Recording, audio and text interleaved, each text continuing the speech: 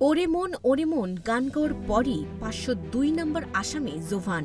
সম্প্রতি আশিকি নাটকে ওরে মন গানে অভিনয় করে প্রচণ্ড সমালোচনার শিকার হন জোভান। তার অভিনয় দেখে ওরে মন ডোরেমন মনে হচ্ছিল বলেছেন নেটিজেনরা। তবে আশিকি নাটকের পরপরই মিথ্যে প্রেমের গল্পে অভিনয় করতে দেখা যায় তাকে। নাটকটির কেন্দ্রীয় চরিত্রে অভিনয় করেন ফারহান আহমেদ জোভান ও নাজনীন নাহার নিহা। আসছে ১৯ জুন মিথ্যে প্রেমের গল্প মুক্তি পাবে ক্যাপিটাল ড্রামা ইউটিউব চ্যানেলে। নাটকটি প্রসঙ্গে পরিচালক মাহমুদুর রহমান হিমি বলেন, ভালোবাসা মানে কেবল প্রেম কাহিনী নয়, তাতে থাকে বিশ্বাস, আত্মত্যাগ আর একটি সময়ের পরিণতি। মিথ্যে প্রেমের গল্প বলতে চাই সেই সব মানুষদের কথা যারা ভালোবাসার জন্য নিঃশব্দে জীবন দিয়ে দেয়, অথচ সমাজ তাদের গল্প কখনো শোনে না।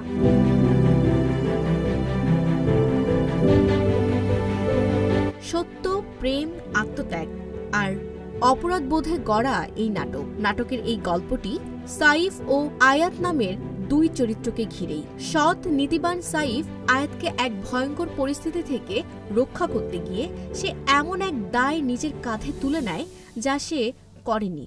এলাকার একজন ক্ষমতাবান আয়াতকে ধর্ষণের চেষ্টা করে, আর সেখান থেকেই শুরু হয় মূল গল্প। ফারহান আহমেদ জোভান বলেন, চরিত্রটা আমার জন্য একেবারেই ব্যতিক্রম, খুব শান্ত, গম্ভীর, কিন্তু ভালোবাসার জন্য জীবন দিতেও দ্বিধা করে না।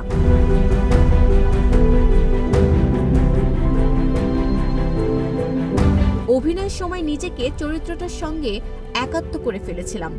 দর্শকরা এটা দেখলে কাঁদবেন, ভাববেন, এমন ভালোবাসা আজকাল কোথায় পাওয়া যায়।